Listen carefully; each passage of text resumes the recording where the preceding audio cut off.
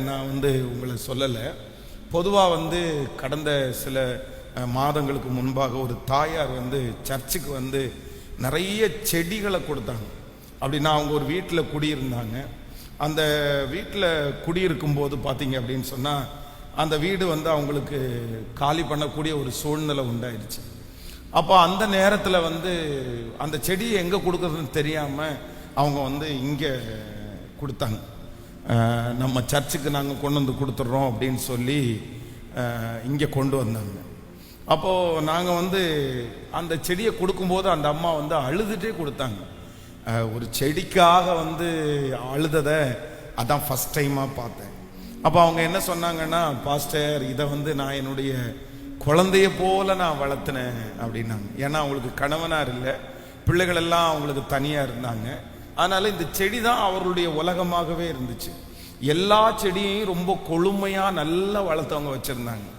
அப்போ அவங்க சொல்லும்போது சொன்னாங்க, நான் டெய்லி காலையில் இந்த செடிகளிடத்துல பேசுவேன் அப்படின்னாங்க. இந்த செடியின் இடத்துல பேசுவேன். அதில் ஒரு 2 விதமான ரோஜா செடியை அவங்க கொடுத்தாங்க. அந்த ரோஜா செடி ரொம்ப அழகான பூ பூத்து இருந்துச்சு. அப்போ என்கிட்ட அவங்க சொன்னாங்க, நீங்கள் இந்த செடிக்கிட்ட நான் இப்போ பேசுறதுக்கு இருக்க மாட்டேன், நீங்கள் பேசுவீங்களா அப்படின்னு கேட்டாங்க. நான் போய் செடிகிட்ட பேசுறது எப்படி, நமக்கு அந்த மாதிரி பழக்கமும் இல்லை.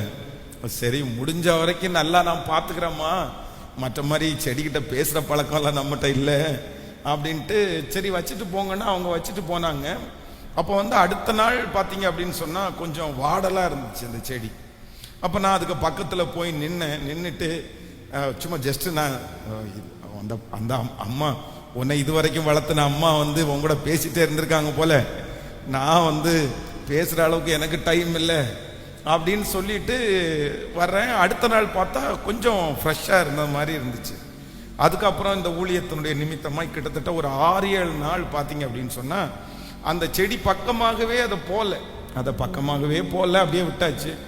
ஒரு 6-7 நாள் தாண்டி திரும்ப நான் கிராஸ் பண்ணும்போது இந்த செடியை பார்த்தா செடி ஏறக்குறைய டெத்து கண்டிஷனில் ஆயிடுச்சு.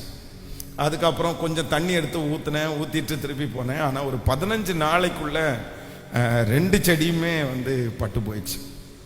2 செடியுமே போயிடுச்சு. அப்போ என்னமோ அவங்க அம்மா சொன்னது ஒருவேளை உண்மையோ தெரில. அப்போ ஒரு செடி தான், ஒரு உயிரினம் தான். ஆனால் அதனிடத்துல பேசும்போது பார்த்தீங்க அப்படின்னு சொன்னால் அந்த வார்த்தையை கொடுக்கும்போது அதுக்கு ஒரு புத்துணர்ச்சி, ஒரு ஜீவன் வர்ற மாதிரி அவங்க நினைக்கிறாங்க. அப்போ ஆண்டவருடைய பிள்ளைகளே, கர்த்தர் நமக்கு வேதத்தில் ரொம்ப அழகாக எழுதி வைத்திருக்கிறார். என்ன அப்படின்னு சொன்னால், ஆசீர்வதித்தலே அன்றி ஒருவரையும் நீங்கள் என்ன பண்ணக்கூடாதுன்னா சபிக்க கூடாது. ஆபிரகாமை குறித்து வேதம் சொல்லுகிறது. ஆபிரகாம் ரொம்ப அழகாக சொல்லுகிறார்.